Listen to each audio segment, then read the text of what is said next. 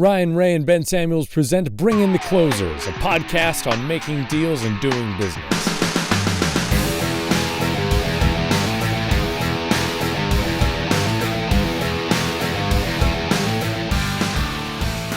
Welcome to another episode of Bring in the Closers. Ben Samuels, Ryan Ray. Said that backwards this time. Felt good to let you lead off for once. Ben, how are you doing, sir?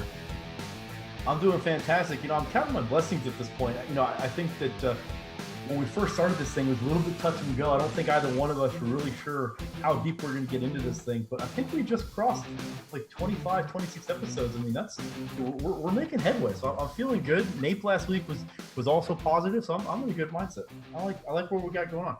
It's been a lovely experience, to put it mildly. A lovely experience.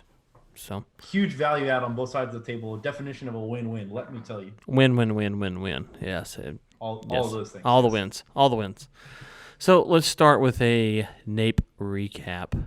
Ben, you were there with your booth. First off, you were talking about booth placement. You're hoping that you had a good spot. Did that turn out to be a factor, non-factor? How was the foot traffic? And being that you had a booth, you had a lot of people coming to you. What was the general feel that you got from NAPE? Yeah, NAPE was a really good experience for me. So tackling those someone in order. We got lucky or finally got the credit where it's due, whatever you want to call it. But we had a really good booth location. We were in a high traffic area between a beverage station and a couple of major mineral buyers. So I was really happy. We had foot traffic the entire day Thursday and basically most of the day Friday, which was good. I think overall the turnout for the conference was really positive. Certainly, there was definitely an air of optimism, floating around that there definitely was not last year, and so I kind of liked the mindset and the mentality. I talked to a number of people about it, and really what I was saying, and I think I even put a post on LinkedIn about this a couple of days ago, is that I think the industry is finally waking up to this realization that innovation and collaboration is not necessarily something that it would be nice if we could do that, but it's a must-have for longevity and sustainability in our business at this point. And I think a lot of the companies are kind of waking up to the realization that they're going to need to do things differently. And I think as a byproduct of that, we saw a lot more genuinely good conversations, a lot more baseline conversations of how can we work together and get this thing done at the conference this year on the ground. And so that was a really positive indicator. I mean, I think right now, if you're in the industry, it's a pretty tough time to be in the industry. There's a lot of negative things going on. There's a lot of negative market indicators. But at the end of the day, I think that our business is so cyclical that I think we're seeing the wheels start to turn the other direction. And I'm pretty excited about what we've got on the docket for the next year or two. Whereas, you might talk to some other people and they've got, certainly the other side of the coin. I know that you were there just for a little bit on Thursday, but it seems like you had a productive week, being in Houston. How did you find, would you agree with those sentiments? I mean, how were your meetings? Yeah, I saw one person on LinkedIn kind of, I don't know if railing's the right term, but kind of talking about how NAPE was down and depressing, and I didn't get that vibe at all, so I don't know, maybe I didn't run into those circles or whatnot, but, it wasn't $100 oil optimism, obviously, but compared to previous NAPEs and stuff like that, then yeah, I don't know about the overall attendance year over year compared to last year, but it looked full. You weren't just walking up down the aisles freely. You had to kind of watch where you're going to go and stuff. And I appreciate you wearing the name badge proudly for bringing the closers. I love seeing that, and so you represented us well. Well, thank you. You're welcome for that. But everyone I talked to was, no one was like, oh my gosh, the end is near. No one was like, hey, we're going to be in trouble. I didn't hear that, and so I heard a lot of people trying to figure out, what's next and how does that look. And obviously, the news is, during NAPE was probably not a good week. It was an easy week. Let me say this: it was an easy week for folks to be pessimistic, and they weren't. And that kind of gave me a good vibe because they could have been down, and they weren't. And our industry is prone to kind of not follow the news in the sense of like we follow the news, but be emotionally attached to the news, and so they seem to be kind of separated. And that was I don't know if it's a little bit too optimistic or not, but it wasn't just like, oh man, the lack of Chinese demand, the coronavirus, companies going bankrupt, all the little slogans you see on LinkedIn. I didn't hear any of that. people seem to be generally upbeat and ready to go. Yeah, I think like I said, I think there's a lot of market indicators that would lead you to believe that we're in a bad time in the industry. But again, alluding to the LinkedIn post that I made a couple of days back, I think, candidly, if you're working for a firm or you run a firm or a fund that is currently cash strapped and can't outpace the cost of capital and actively restricting deal flow and project flow because of the access to capital, in my head, that means if you've played the last 5 or 6 years completely wrong, right? Because it sounds very easy to say, but at the end of the day, I think there were so many indications that this cycle was going to hit when it hit that it shouldn't have been a surprise. And so right now, for groups like yourself and some of the groups that you're involved with, and myself and my network, I'm it sounds bad, but I'm sort of licking my chops. I'm sitting here waiting for the money to run out for some of these groups, and for a lot. I think there's going to be billions of dollars of bankruptcies coming online in the next year to 18 months, and I think the groups that are well capitalized and not over levered are going to be in a fantastic position to capitalize on that. So I'm kind of excited for where we're going, because at the end of the day, I think that consolidation and that kind of reframing our market from, hey, how do we make the news, to, hey, how do we profit most per dollar, is a really healthy thing for the industry. Yeah, so let's talk about your booth. We talked about maybe ways to navigate NAPE and some sales tips, or I'd say some just kind of practical advice. Anything that someone did that caught your eye, was like, oh, you know what, I should have thought about that, or on retrospect, things you go, man, I wish I would have included this when we talked about that. No, I think that I've done NAPE enough times, and I've done these conferences enough times that I'm had a pretty good idea of what I was expecting. They, like I said, I was really fortunate to be in a good spot, and I had really good foot traffic the entire 2 days, and so I was really focused on, wasn't focused on getting into granular detail with anyone, or trying to get a deal done at the booth. But I was very quickly vetting. Some of the people that were coming up were just interested in hearing what I had going on, and or had seen me on LinkedIn, and those are pretty quick conversations, right? But there are a lot of groups that came up to me, and either were some of the operators in the area of where this asset is, or some of the development partners that in theory I'd be looking to work with. And those I'm going to give a lot more of a full stack. Hey, here's what we're looking to do. Here's the proposal. Let's talk offline if that makes sense. But in general, I don't think I spent more than maybe 3 or 4 minutes most with any one person. That was on the long end. Most of them were 30 seconds to a minute of just a quick introduction. It helped also at the booth that I did have a video on a TV playing, that even if I wasn't talking to the person, that the video was only about a minute and a half long, but it gave a very clear expectation of, here's where the asset is, here's what we're looking to do. If you want to follow up, let's talk.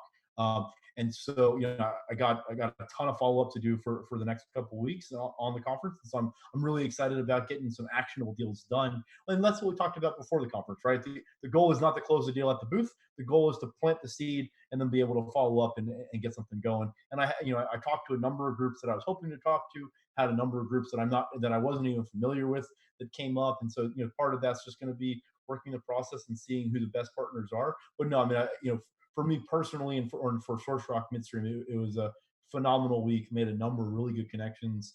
And then this coming week, I've got the Produce Water Society conference. We don't have a booth at that conference, but there's going to be a lot more of the Produce Water focus groups, right? Sounds very generic, but there's going to be a lot of those groups with the presence there. And so I'm really hoping to stack these two together and work that into some deals here pretty quickly in the coming weeks. So shout out to former podcast guest Tod Trevor. It was cool hanging out with that guy. It's the first time I got to be in person. Got to hang out with him a couple times, and so that was pretty fun. I had some fun meetings, but getting to meet him in person was nice. So I want to give him a proper shout out. Absolutely. No, well done. No, Todd was awesome. I really appreciated the time. With a little kid at home, he doesn't get out very much, and so it was nice to be able to see him. Be able to get down to Houston and get some FaceTime. I went out with him a couple of nights, and so that was really good. Great guy. If he hadn't gotten a chance to connect, definitely unsolicited promotion, but connect with him on LinkedIn. Unless he wants to pay for it, he can send checks. I didn't say unpaid. I just said unsolicited. Wait, well, I'm not getting paid. I didn't know. I should have. I negotiated my deal badly. It sounds like. Wow. So, wow. Yeah. So, Ben, let's transition here. You said you got follow ups to do, and I don't know if it was NAPE related or not, but over the past, I don't know, 4 or 5 days, my LinkedIn additions have kind of blown up, and yeah, it's like, and most of those people that added me. I had a few that just added me and didn't say anything, which is fine. And I had one guy who added me under the pretense of moving his business to Dallas. And you got on to me while we were in Houston for projecting on what I think people were wanting from me too much. And so I said, you know what? I'm going to give this guy a go at it, because here we go. He said he wants to move to Dallas, and he's from Canada, so I'll give him a little leeway here. I think ultimately, I quit responding, but I think he's ultimately wanting to sell me some product or service. But how do you handle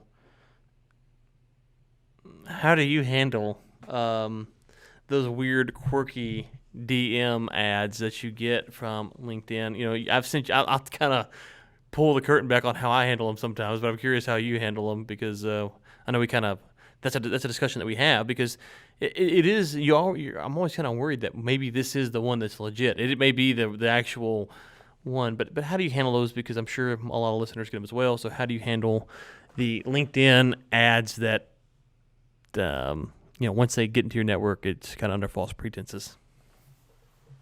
Yeah, no, that's a valid question. I mean, I think, so first off, let me say that I think it really kind of depends on where you are in your business, right? Because people like yourself and me, I don't have the ability or the bandwidth to entertain all of the incoming traffic, right?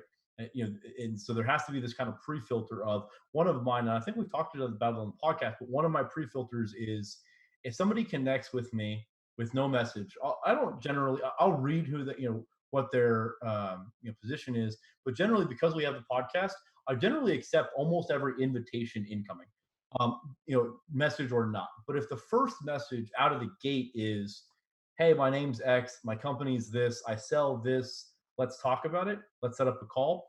Unless it's something that I immediately, like, I happen to have a need for, those messages generally don't get a response from me, because I think that's completely the wrong way to go about it.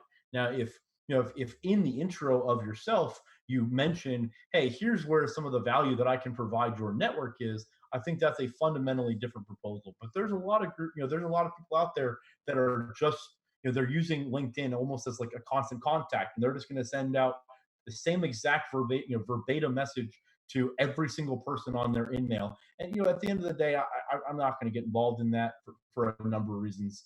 At the same time, the groups. So like you and I'm in offline, and forgive me if I'm stepping over the line. You can tell me to be quiet.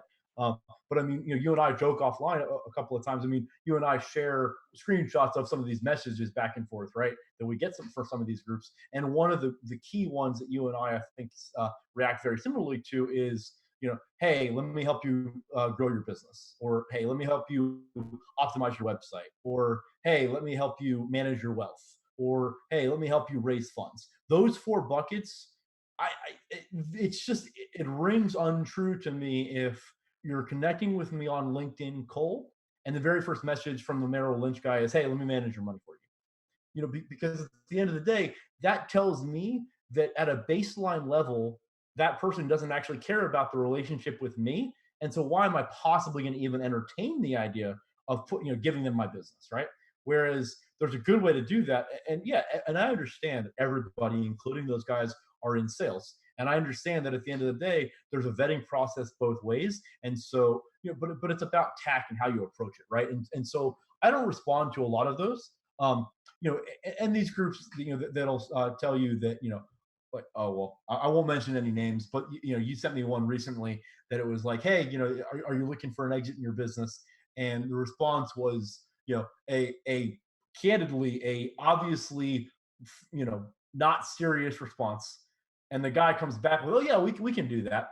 And I mean, again, that tells me that the process is flawed. You're just trying to get in the door, however it takes. And I think at the end of the day, there's a lot of there's a lot of those guys that think that they can pull one over on you, as opposed to wanting to treat you like a true business partner. And so it really rubs me the wrong way. And so I know that was a long answer to your question, but I mean, I think you and I see that pretty similarly. Yeah, Do you disagree? I would with say the anything there, the or financial advisors. I Right. would say if you're a financial advisor and you're listening to this, and you want to manage my wealth, that's the term they use, not me. So I don't even know why they think I have wealth, but let's just presume that. But I like that they think that about me. But it's like, hey, I want to manage your money. It's like, oh, okay, well, yeah, I don't know you, so why would I give you my money? Like, I don't, just because you work for Merrill Lynch or Charles Schwab or TD Ameritrade or whoever, Raymond James, why would I give you my money? I don't understand. You could be just as incompetent as the next guy, and so that would be the first thing. The second thing is, these companies issue reports all the time. If you want to manage my money, what you should do is, hey Ryan, I'm with Merrill Lynch. Listen, I'm not wanting to spam you. I don't want to send you a bunch of emails. If you're interested in investment, I just want to say I will LinkedIn message you a free report.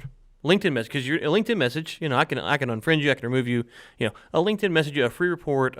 We have one on this, whatever.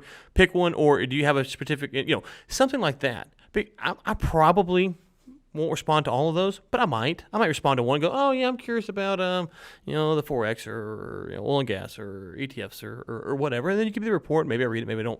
That actually is going to be far more likely for me to convert on, because then I might read it and I might ask you a question, and then I'm asking you a question to see, did you read this report? Do you understand the report? Because at the end of the day, I don't necessarily need you want someone who's you're friendly with to be your money manager, but you want them to be competent, right? Well, would you mind sharing? I mean, if you don't want to share it, but offline, you shared with me a specific question that you asked for money managers. Would you mind sharing? Yeah, I think that's really valuable. Yeah, I say very quickly. Yeah, I just say, what school of economics do you subscribe to? That's it. And how often do you get a cogent response to that question? I think I've gotten one. So again, if you're a and real quick, I usually get, I don't know what that means. I usually get that, and it's like, which is an immediate disqualifier. Disqualifier. Yep. Because if you don't know what school of economics you're subscribing to, or at least the firm that you work for is subscribing to, then there's nothing for us to talk about. Right? And one of my stories, because I don't have the same question, but one of my stories that I can point to is and I'll I won't obviously mention any names, but a guy from Merrill Lynch reached out to me maybe like 6 months ago, something like that. And he said, hey, can we have a conversation? And I had a little bit of a lull in my day, so I decided I was going to engage. I basically said, I generally like to have a lot more control over my investments, and so a quiet investment strategy is just not what I'm looking for. I like to have my capital work for me, etc. I'll walk through some of those things, and he came back with a response of basically like what their model does, and you can be creative. Now, keeping in mind, I know enough about Merrill Lynch to know that in his response, he was being disingenuous, because that's not actually how it works. But let's table that for a second.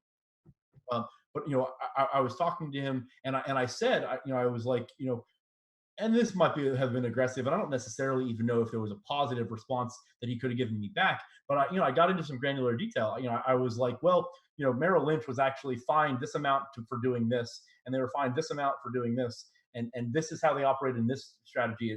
And I lined out some substantively, like, not theoretical, but fact-based issues of why I wouldn't be comfortable investing my money. And again, I mean, me saying that, there's no positive response that that guy necessarily could come back with, but I got a non-response. So I sent out all these things, and then I saw that he read it and he went radio silent, which again is disingenuous. I mean, if you're looking to engage a client and they poke back at your firm was fined $2.5 billion for doing some explicitly illegal things, and your response to that is I'm going to disengage, then like, how am I supposed to take that, right? Yeah, if you want the money, you've got to answer the hard questions. At least say, we screwed up there. Yep. Or before my time. Or, yeah, we fired that guy. Or whatever. You need to be able to do that. And I think that's where the big financial companies, they really struggle. And they probably put up a lot of pressure on these guys to go out and to, do word searches on LinkedIn and stuff like that. But, they're essentially just wanting them to push a product, and that's the thing. Listen, maybe the product will work, maybe the product won't work, maybe the model will work, maybe it doesn't work. But if I call you up and I say, hey, the Fed's pumping in money to the repo market, what do you think about that? If you're investing my money, you've got to have what you think. Listen, I think this. The big wigs that run the phone think this. Here's what I would advise you to do. The corporates, you've got to have that mentality. And if not, then I don't know how you can hold the money. I'd rather just sit in cash because at least the cash, I know it's there allegedly. But it's like, okay, well, so we'll see. We had a couple of things before our guest comes on that you want to get into, and I'm not really sure. Let's see how to be given valid passports from countries you've never visited without being part of the CIA, triads, etc. That was one of the things in the show prep. I have to take notes on this one. Hold on. This was one of the things that you want to talk about. I thought you have some insight into this. Oh, I just wanted to listen. I just wanted to pose the question and listen. Oh, you wanted me to answer. Yeah. Oh, I mean, you're the one with an international prowess. That's not me. So international diplomat Ryan Ray. It's really simple. It's really simple. If I can deliver this, depending on who you're talking to, obviously. But my pitch is pretty simple. If you're talking to ambassadors or folks like that, it's, hey, if I deliver this, can you give me a passport for me and my family? I mean, it's that simple. See? That's okay, it. So let me ask you a different question. What is the value add of having an additional passport at your disposal? Yeah, that's a great question. So the value add is, you don't own your passport, first off. The government owns your passport. If you ever doubt that, go actually read it. And I know you don't, but you go read it's property of the U.S. government. It's not your property. So they can revoke your passport, A. B, if the U.S. government, let's say you had family in, let's say you had family in North Korea, because that's unlikely, but you have family in North Korea. You can't go with a U.S. passport in North Korea right now. But other passports, you could go to North Korea under. And so North Korea is a bit of extreme, but you could see where the U.S. could have bad diplomatic relations with the nation, and you might have family there or friends there or a business interest there, and all of a sudden your U.S. passport doesn't get you there. The other thing would be is if you're traveling abroad and you're trying to get from nation to nation, some passports have better access without having to go through the visa processes than the U.S. passport would. And so like if you're in Africa, you have Africa passport, you can get around a lot easier than you can with a U.S. passport. So I'm curious, just for my own edification, you may or may not know the answer, but so let's say that you had a business interest in North Korea and you had a passport for a country that had a much better relationship and so you're able to get in the country. Would that potentially have adverse effects on your U.S. citizenship in terms of if they knew you went to the country, would you potentially be facing possibly them taking away your American passport for having kind of circumvented, or is that not really? That with North Korea specifically, you complete the fifth. Yeah, North Korea specifically, that's probably the worst one to use in the world. I used it, I know, but that's probably a bad one. And also, there is part of me that just believes that when the government says you can't go somewhere, I want to have the right to go there just to spite them. Like, it's just nice just to hold it up, say, I could go there if I want to. I don't really want to go to North Korea, but if I wanted to, I could go. And what are you going to do about it? But let's just work that out. If they did revoke your citizenship, you wouldn't have to pay U.S. federal taxes anymore. So would that be the end of the world? So are you advocating? We should shoot live podcasts. We should do like a live version of the interview. We can just like reboot the movie, but do it for real.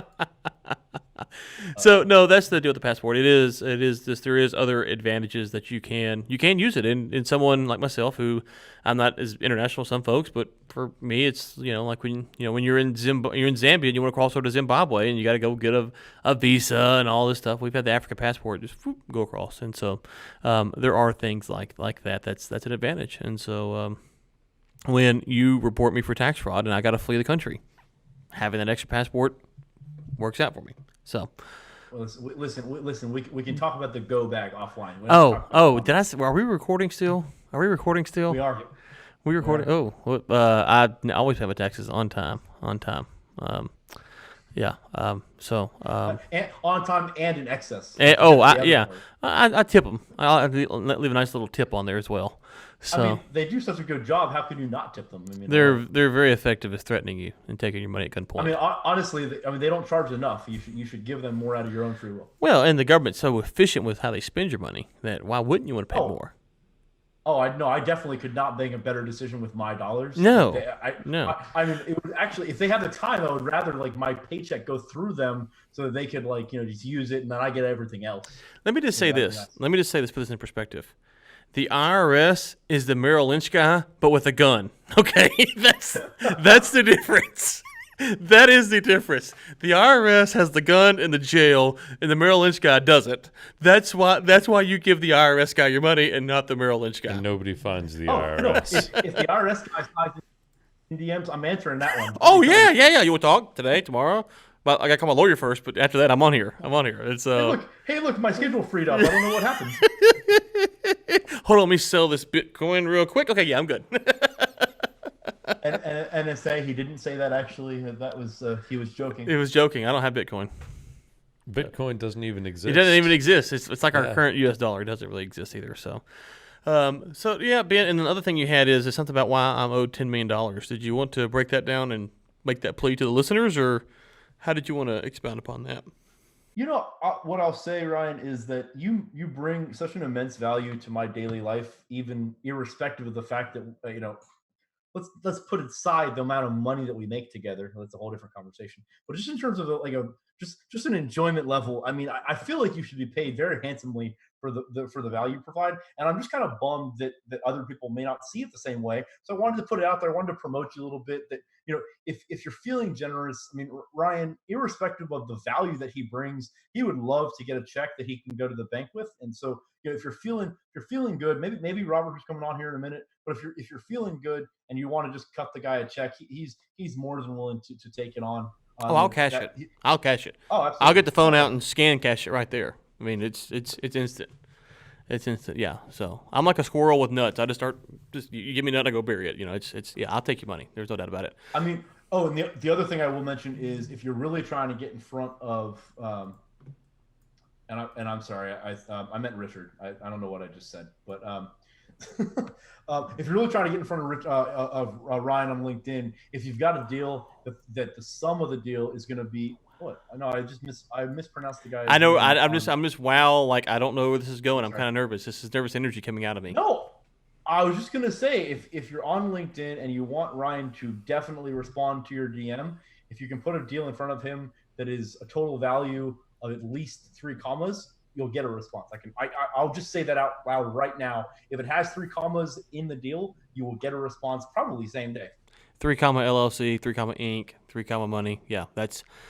See, but now that you said that out loud, now we have to go register it right now. Right now, the next thing I'm going to go do is go to the Secretary of State website and register it. As if I need another.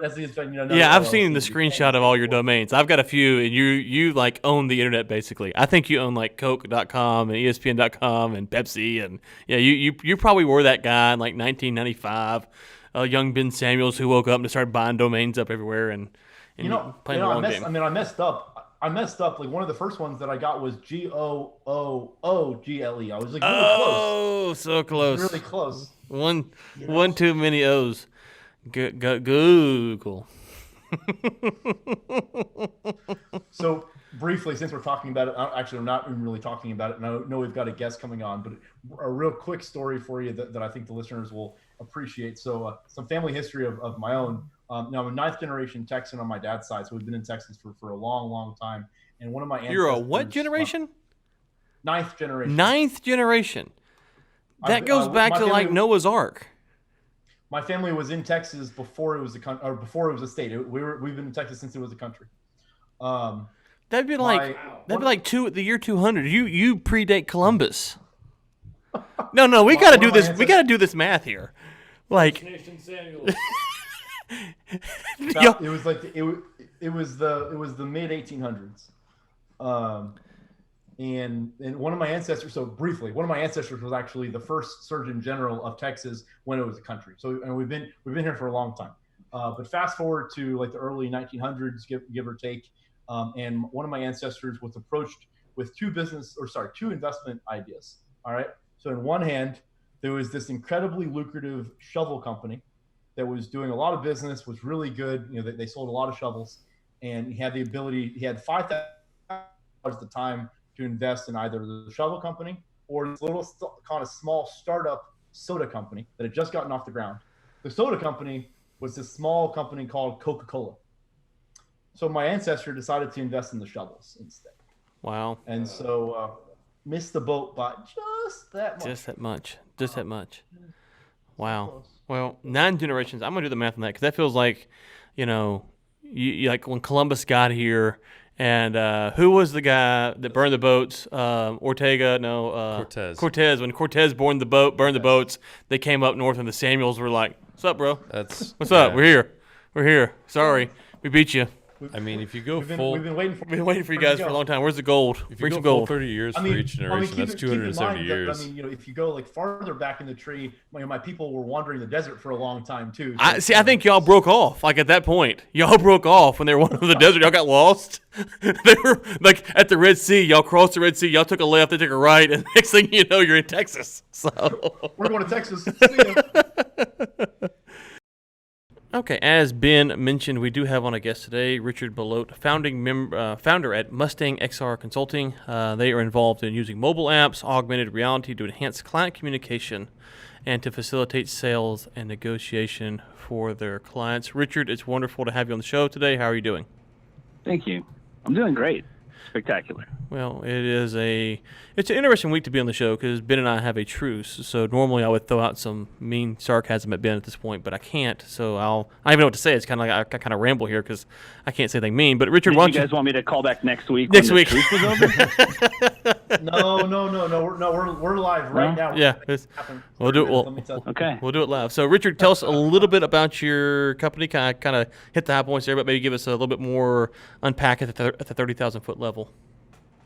Yeah, sure. So basically, the niche that we feel is introducing augmented reality, virtual reality, all of these kinds of tech solutions that have now been bubbled up into extended reality, introducing those into solutions that help oil and gas clients. Now that's, everything from discovery to production, the entire pipeline, solutions involving marketing all the way to safety training.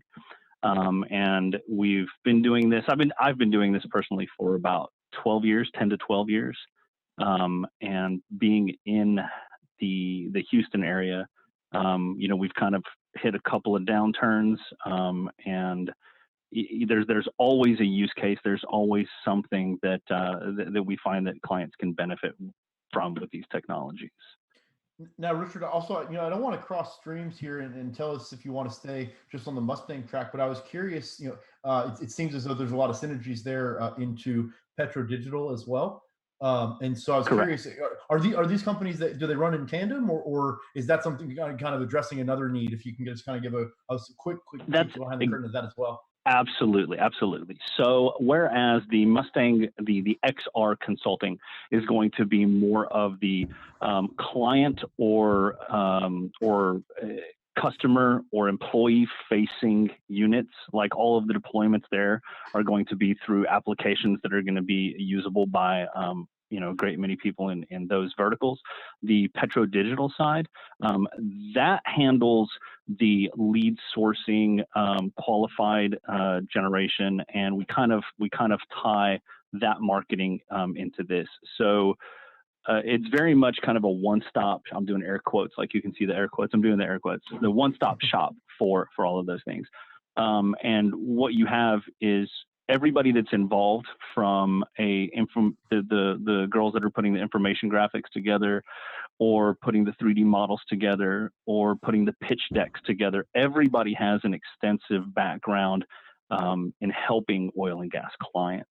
So that's kind of the one, you're talking about kind of crossing the streams. That's the one continual pipeline that we really feed through any solution that we put together for people.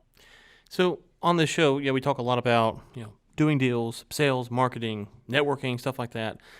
You're in a space that if I walked into a random oil and gas event, I said, "Hey, I know this guy in augmented reality and oil and gas," he'd go, "Yeah, there's no way that's happening." Yeah. So one of the things I've learned about oil and gas is, the messaging almost has to be unique depending on the person you're talking to, because everyone has different interests in, what makes them inside the operators, why they want to hire someone or not hire someone. Yeah, so walk us through, like, how do you guys, because it sounds really cool, but, how do you guys determine what to pitch, how to pitch it, and how where it doesn't sound so scary where, we're not getting plugged into the matrix? Right, sure. So very first and foremost, the success in ideation comes from understanding what your client's needs are. And you have to kind of let go of just a little backstory.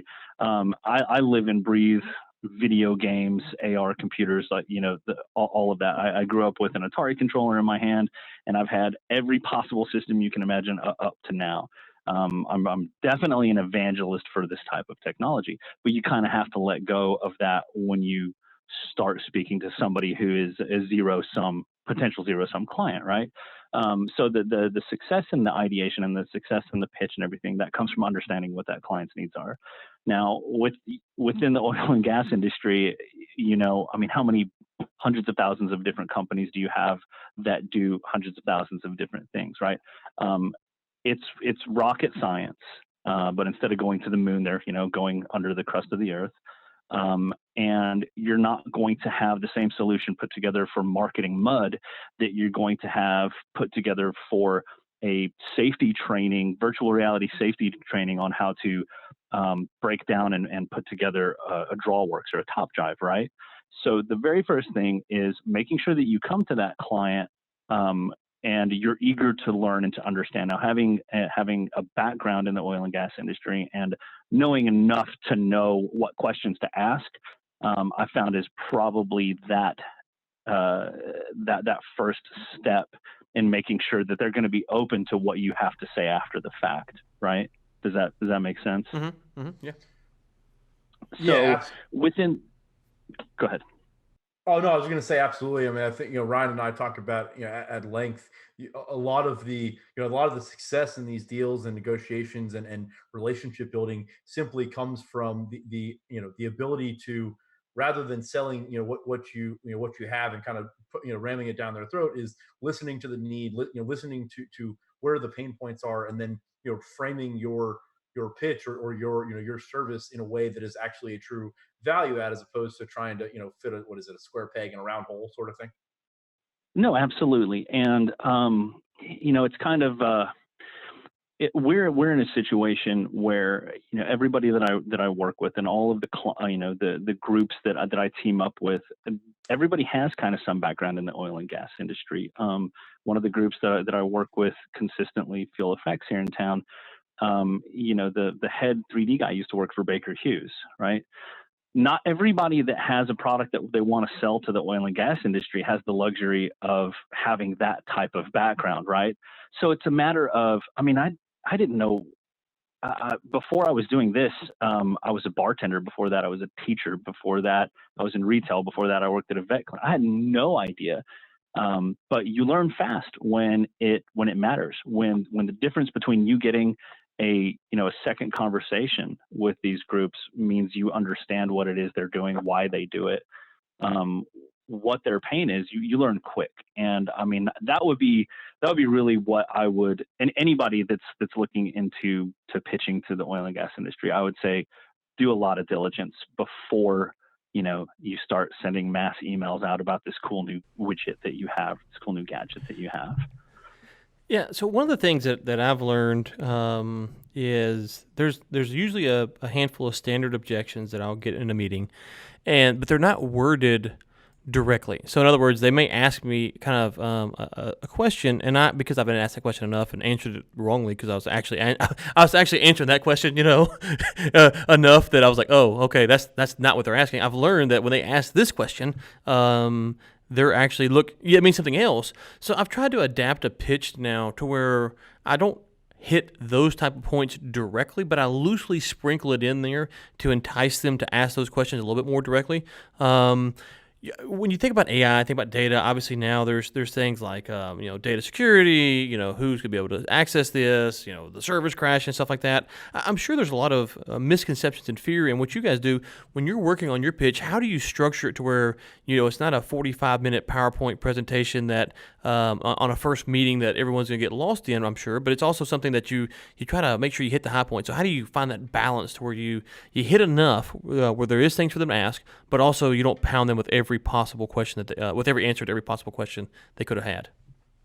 Step one, don't use any technical terms, right? Nobody needs to know in any sort of great technical detail how this application that you're going to put together is going to work, how it's going to communicate with their IT group, how, right? You just never talk about the how. You talk about the why and the when, right? We're going to put this application together. You're not going to have to worry about the following things, right? We're going to deal with your IT group. A lot of times the people that you're dealing with, and this kind of goes back to, I guess until just really recently, you had the great shift change thing. And so the people that you used to talk to in these meetings, they were that zero sum, right? People were they would pull out a flip phone in the middle of a meeting and be like, can it work on this? And you're like, I didn't know that still existed. Wow, that's pretty cool. So you really try to stay away from any sort of technical jargon, and it's more about asking questions, getting their pain points, getting them to kind of you're coming in to solve a problem, right? Everything that they do, they're solving a problem, and their problem is fit for purpose. Everything in the oil and gas industry is fit for purpose, and it is they have a great deal of technical understanding for what their product is. You have a great deal of technical understanding for what your product is. That's not as important as kind of explaining to them how that problem they have is going to be represented in a digital space. So just as kind of a point, ExxonMobil came to us when I was working with Fuel Effects on a project a couple of years ago, and they were like, "Hey, we've got these, a BLEVE where they have a liquid gas vessel, a tank, a big propane tank, right? And the water's not spraying properly on it, it's not cooling properly, and that could lead to an explosion." That's enough information from that person, and then to tell them, okay, well, this is what we're going to do. We're going to put together a virtual reality simulation where we're going to take the 3D models that you have, bring them into this space. We're going to let you walk around the model, and you do kind of very low level explanation of what your idea is. Now, along that way,